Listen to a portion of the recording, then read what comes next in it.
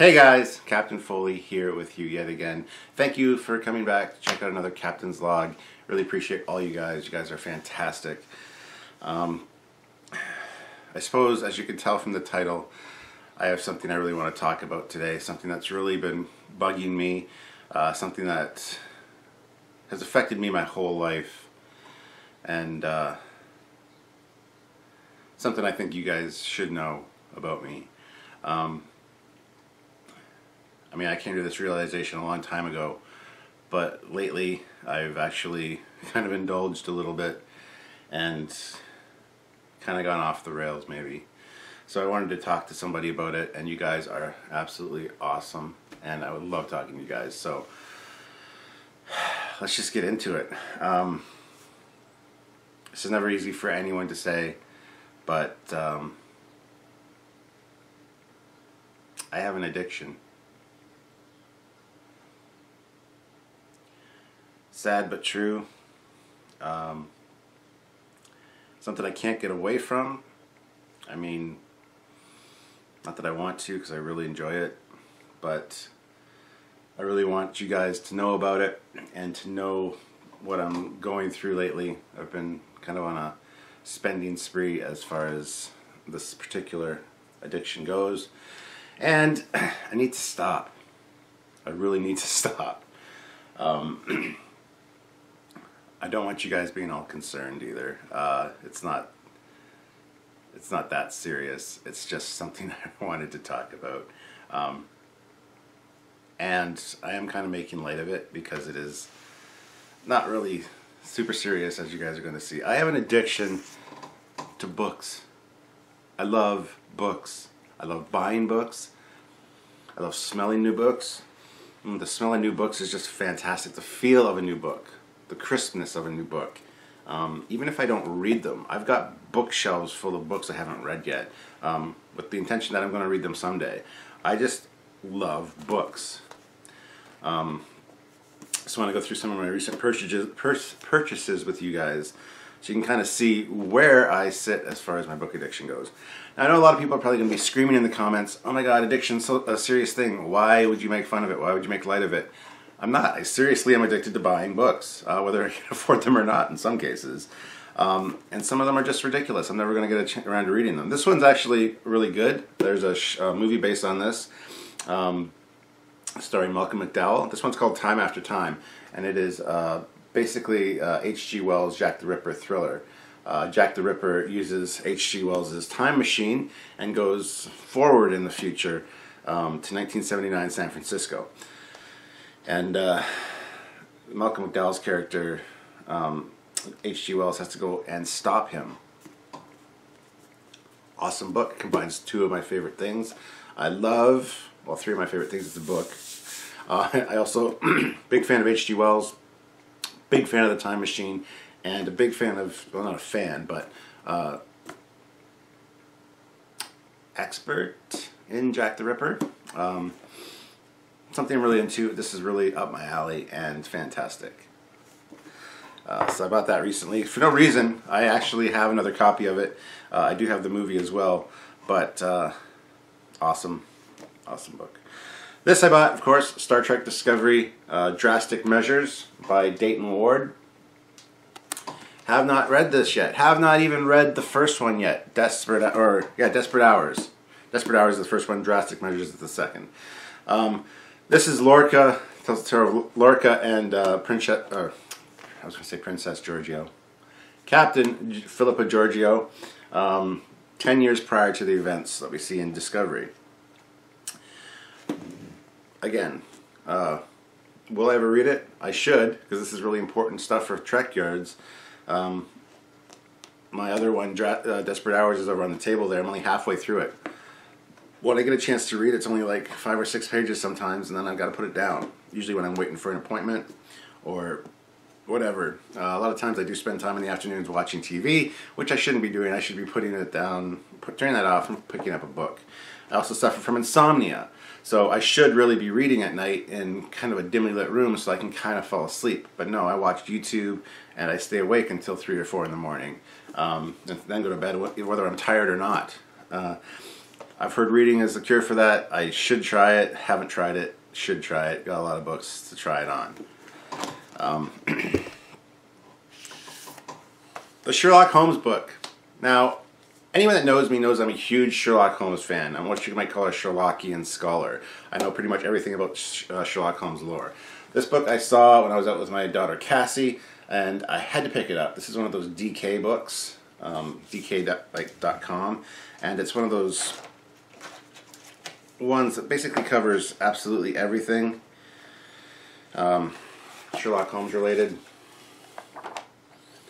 And it's just fantastically done. Had to pick it up. I've got such a huge collection of Sherlock Holmes books. That'll be its own separate video, I think, at some point, if you guys are interested. It's just... Love Sherlock Holmes. Always been a fan. The best Sherlock Holmes ever is Jeremy Brett from the 1980s Granada TV series. Jeremy Brett was a fantastic Sherlock Holmes, the absolute best in my opinion, the epitome of that role, of that character. Benedict Cumberbatch in the new Sherlock is great. I do like it. I kind of hate that it made Sherlock Holmes kind of mainstream. Now when you say Sherlock Holmes, you search for Sherlock Holmes, all you get is Benedict Cumberbatch, which sucks. I do like the fact that they kind of put it in a modern age, but at the same time I don't like that.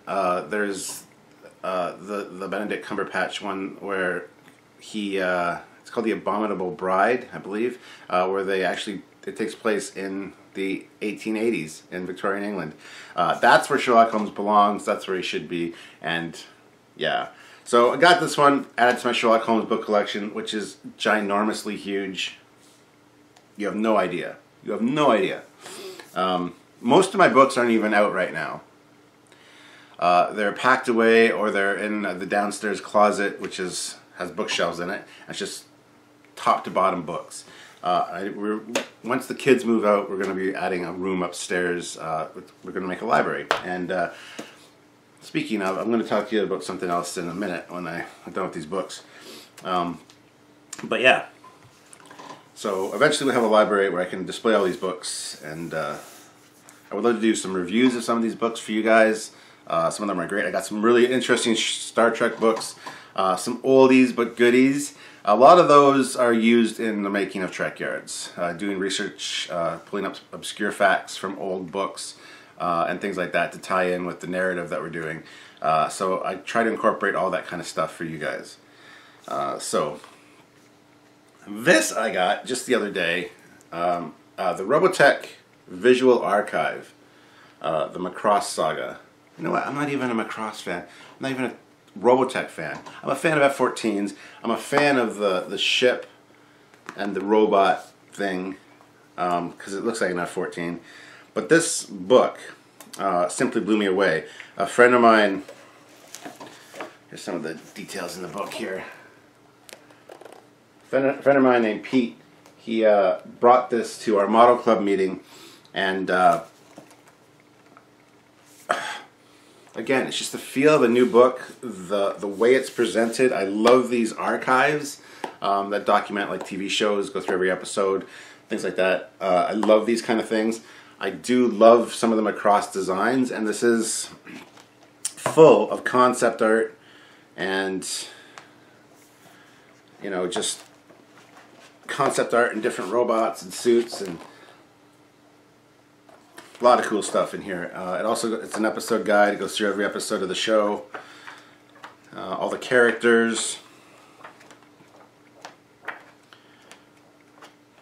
Fantastic book. And this one cost me, well, it was $44.99 US. It was like 65, something like that, Canadian. So a book that, for a show that I'm not even really a fan of, but I'm just a fan of books. And I gotta tell you, the smell of a new hardcover is fantastic. I love it. And just the feel of it. I don't know. I'm just a sucker for books. And of course, these ones that I got at Christmas. There's the classic Star Trek episodes in book form. And it's a very beautiful book, too. Like, this is a stunning book. Again, even things like this. This is the John Byrne collection, Star Trek comics. This is the collection of all the comics in there. Nice thick book. Again, even if it's not hardcover, just this, the sound, the feel, the smell, just love it. And I'm such a stickler for books that in the event of having a paperback like this, I read it very much like this.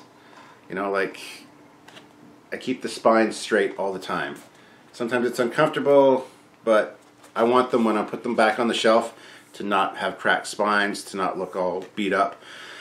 I will in some instances buy either a used copy from a library, like my Dragon Riders of Pern series. I've got all those in older copies that have the spines broken so that I can actually enjoy the read. But in most instances, even if it's a thick book, it's all in how you read it. You keep that spine straight at all times, and you kind of did it. Okay, that's just the way it's got to be done, guys. I'm sorry. You got to keep your spines not broken. And big thing, big pet peeve of mine: never dog ear a cover. When you dog ear a cover, you are damaging a beautiful work of art that is known as a book, and you are insulting the author, in my opinion. I would never dog ear a book ever. I always find something to throw in there as a bookmark, and yeah. Also, when I'm reading a novel, I always read to this page right there and down to the first paragraph, so I know exactly where to start every time. It's always the first paragraph on this page. So if somebody interrupts me here, I will just put the bookmark in and know to start there again. Or if they interrupt me like here, I'll just a minute and I'll continue reading until this page down here. That's just the way I am. Very picky, very OCD about my books and my reading. And yeah, I thought I'd share that with you guys. Not that you care, but this one I picked up just the other day too. We were in going out for supper with a friend. Stopped at our Indiegogo, which is basically like Chapters or Kohl's or Barnes & Noble for you guys in the States, which I love Barnes & Noble, by the way. I go to one in Port Huron all the time. But I was looking around the bookstore, couldn't find any books that I really wanted, was really interested in, which is odd, because like I said, I love books and whatever. Thought, why not? I'm going to look up something because you'll see in a second that I'm interested in this. But I looked up He-Man and found on the computer He-Man and the Thundercats, two of my favorite things put together into a graphic novel, or well, just a comic book actually. But again, fantastic. I had to go find this on the shelf. It wasn't quite where it was supposed to be, but I did find it and scoop that up as well because I absolutely love Thundercats and He-Man and books and comics. And I haven't read it yet. Got this too, New Visions. This is a Star Trek book that uses actual stills from the show and just creates a new story with them.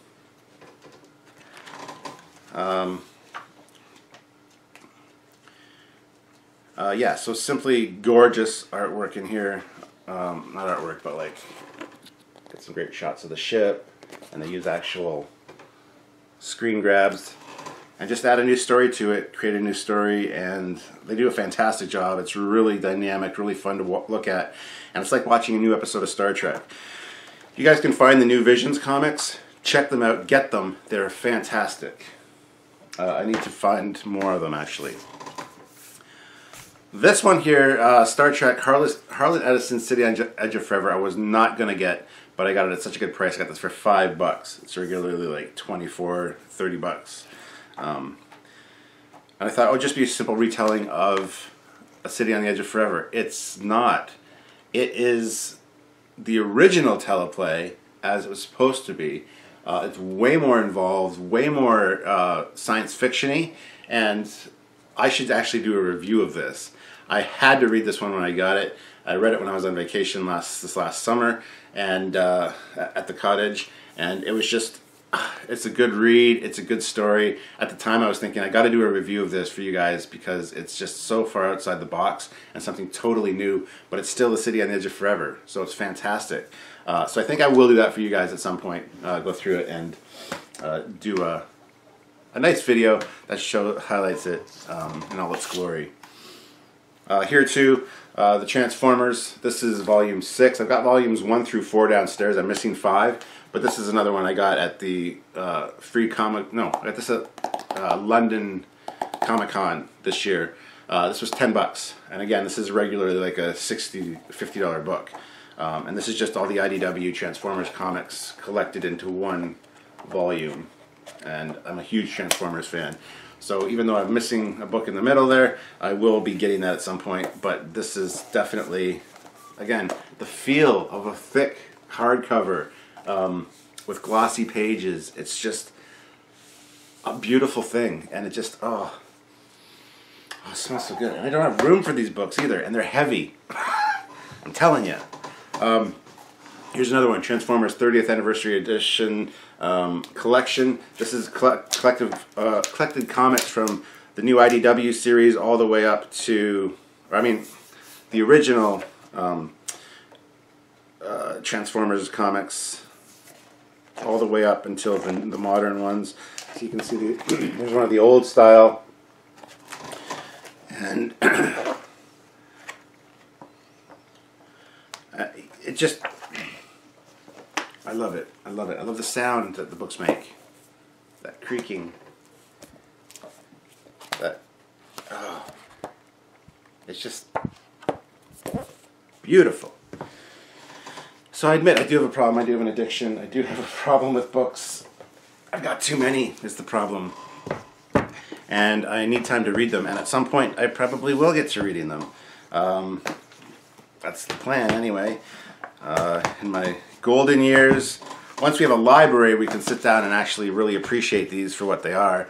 That'll be fun. I also want to have a place where I not get distracted by everyday life or whatever while I'm reading. And there's more here as well. Here, this one is weapons, a visual history of arms and armor. I'm a huge fan of swords. I have a sword collection.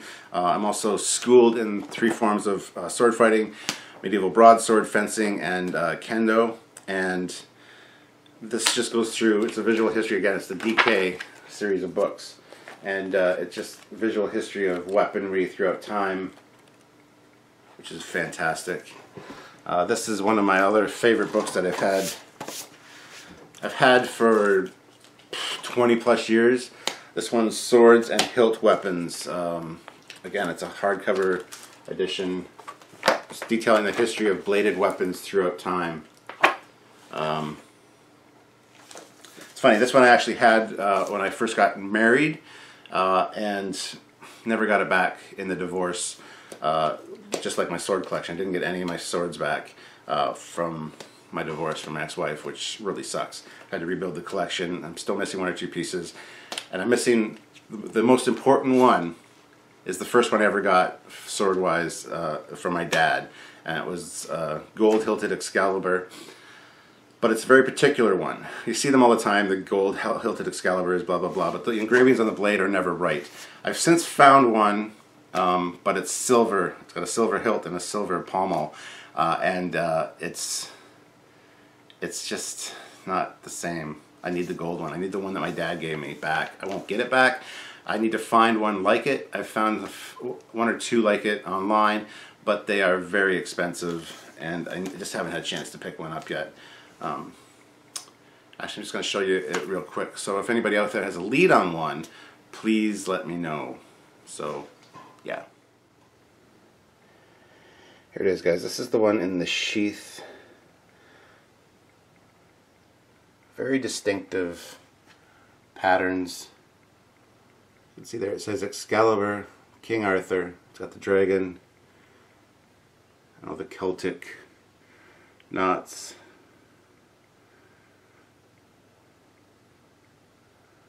Dragon's on the hilt there. So this is it in the silver format. And the engravings on the blade are what makes or breaks this one. These are what they look like. Again, it says Excalibur, King Arthur, and you've got the... Just take the sheath off here. Set it down there. Alright.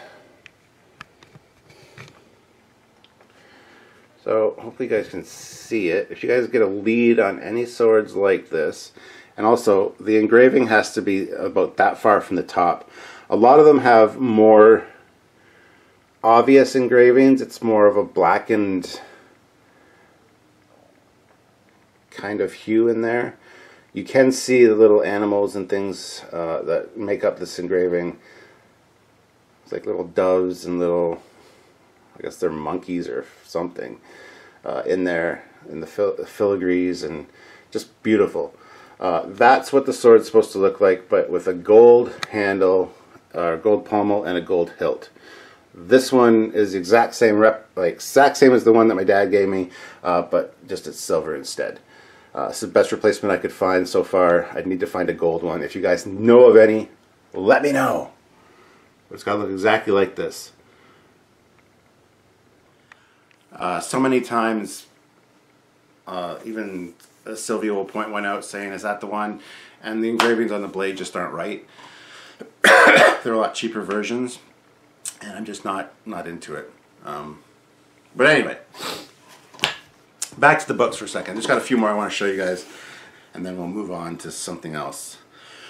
Kind of the update for something I talked about earlier.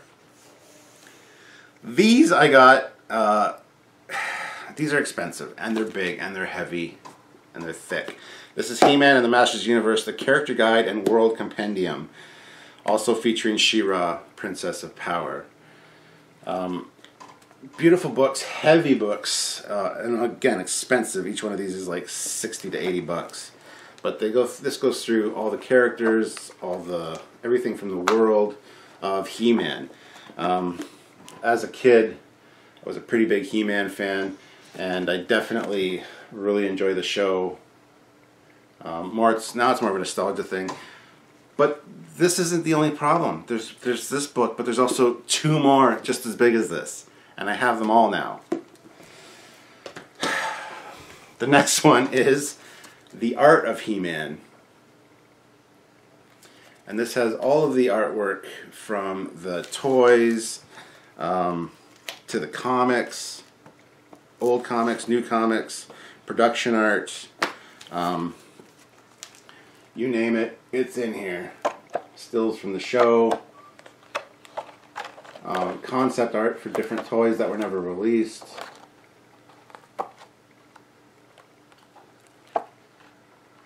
Like I said, the new comics in there. He-Man's origins as concepts and toys and all that. It's all in here. The Art of He-Man and the Masters of the Universe. Beautiful book. If you guys are He-Man fans, definitely check it out. But again, expensive. This one was $43.99 Canadian. This first one over here was $65.99 Canadian. I get all these on deals because I have the rewards points card, and I buy so many books that I got like $50 off one of these purchases and whatever. So here's the third one. This is He-Man and She-Ra, the complete guide to the classic animated adventures. So this is every episode detailed in here. This one's really thick, really heavy. And this features He-Man and She-Ra. Yeah, it just goes through every episode. Has a description of the episode, the new characters that are introduced, the plot, how it ties in with other episodes, any behind the scenes, any deleted scenes that were cut out of the episode, things like that. Again, fantastic book. Highly recommend it.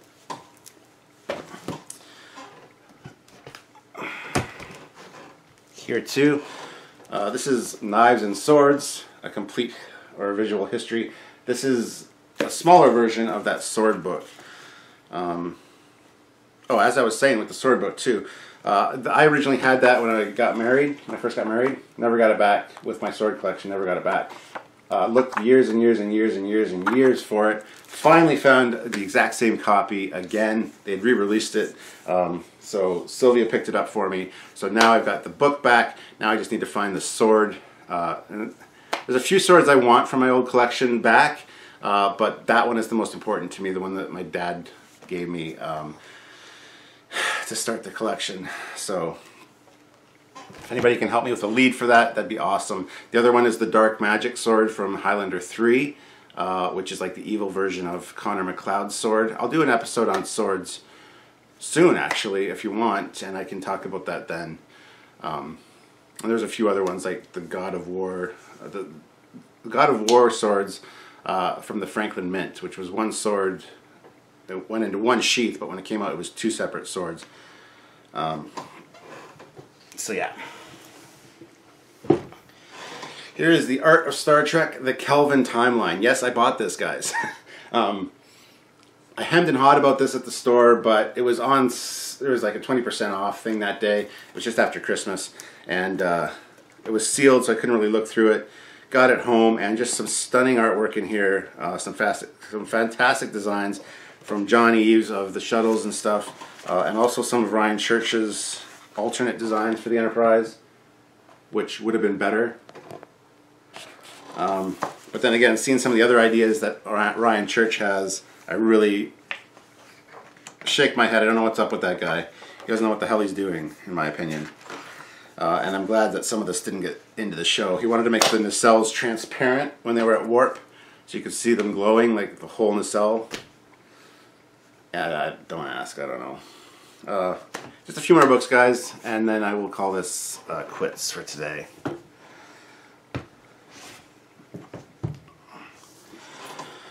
The Art of Transformers, Fall of Cybertron. I love these art books. I love these concept archive kind of books. This game, The Fall of Cybertron, along with The War for Cybertron, are fantastic games by High Moon Studios. Awesome Transformers stories without humans in them. This is what Michael Bay's movie should have been. You can redesign the Transformers, have them look like they're supposed to, and tell a story without freaking humans in the movie, because you don't need humans to relate.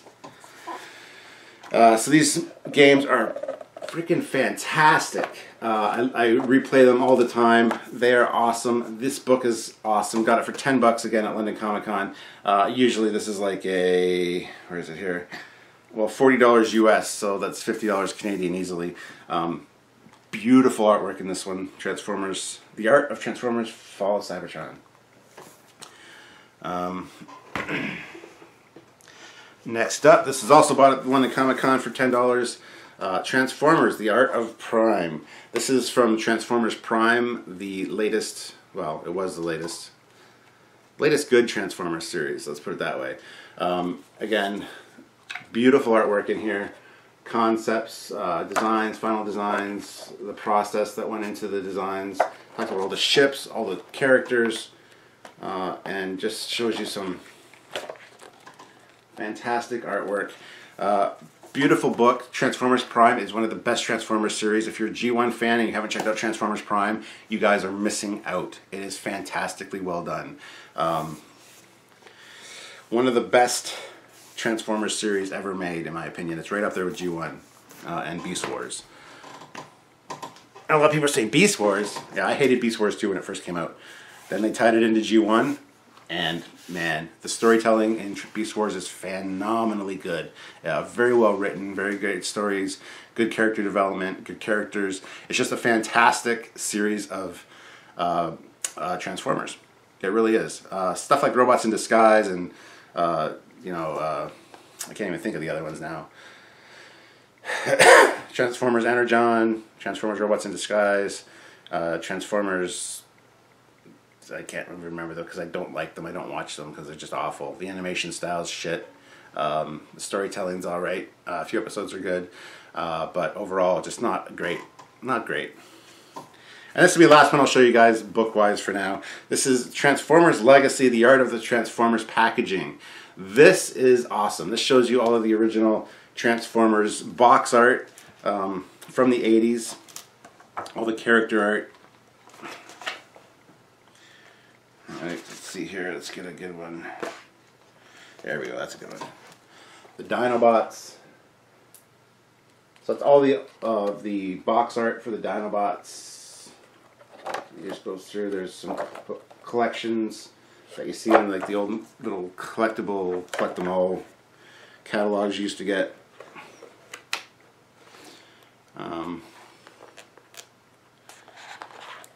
But yeah, just fantastic stuff. So that's the book collection, guys. Part of it, like I said, there's lots more. There's lots more. But that's just what I had available that I bought recently-ish. And wanted to show you guys how much of a problem I have, because that's a lot of books. That's a lot of damn books and take up a lot of damn room. And I don't have the damn room right now. But when you see a good deal, you can't pass it up. Am I right? I am right, because a lot of times books, once they go out of print, they're hard to find, or they go up in price, or you gotta wait till they get reissued. It's just a pain in the ass. So I pick them up when I can, and regret it sometimes, because it's like, oh, the pocketbook hurts now. But it is what it is. It could be a worse addiction, I guess. But that's where I stand, and hopefully you guys appreciated that look at the books. I do have something else to show you real quick, and then we will call this one a wrap. So recently I had the opportunity, a friend of Sylvia's from work was getting rid of some bookcases or some shelving units, and thought we might be interested because I have a lot of collectibles. And so we went and picked them up, and I'm going to show them to you right now. They're going to really work well in the upstairs room. I've talked about it before. The room I'm going to kind of make an office. If not an office, at least an alternate filming location for Captain's logs and stuff. And you'll see why in a second. So here's one of my X-Wing models. Long story about this model. This one's been around for a long time. This was the one that got me back into model building after like a 15-year hiatus. First one I built coming back to the hobby. But anyway, it's kind of getting off topic. These glass shelves are huge. They're about 7 feet tall. Glass. They got all backlit lights, even up there and down here are lit, but I just have the one plugged in right now. And I have a few things on them just to kind of see if they would fit. I was worried about my X-Wing. It will fit, so that's fine. But these are going to be going upstairs in Thomas's old room after we paint it. Still has the tape on the drawers, so we can move them upstairs. But so drawers there for storage, a big area here, and then the closed-in glass shelves, which will prevent all this from getting dusty. These are the two Sphero Astromech droids that I want to do a video on. R2-Q5 and R2-D2. And I just threw them in there to see how they would look. They're going to look fantastic. Got them off my desk, which is good. There's the X-Wing. And here's another one of the shelving units. And there's Kirk and Spock. They fit in there nicely. Those guys are pretty tall. I thought I'd try them, see if they fit, and they do, so that's good. Got a place for them, because they were on my dresser with my 350 Enterprise, but they didn't look good there. So anyway, those are the shelves. Those will be going up in Thomas's room after we paint, like I said. Get a lot of collectibles on them, and then I'll have a good backdrop for other videos and things, so I can kind of mix it up with my Captain's logs, not always have the same background and filming locations. So there you have it, guys. That is it for this Captain's log. Thank you for tuning in. I do have an addiction to books. I know it's a bad thing. It's not as bad as it could be. I hope I didn't clickbait you with the title, but I just wanted to kind of share some of my books and things with you. And it is a problem. I do buy books when I shouldn't, even when I'm not really interested in a topic like Macross. I mean, I didn't need that book, but it's here. So anyway, hopefully you guys enjoyed it. Please leave a like down below. Don't forget to subscribe to the other all my channels, Trekyards and my personal channel, and check out another video as well. So until next time, guys, I'm Captain Foley. Bye.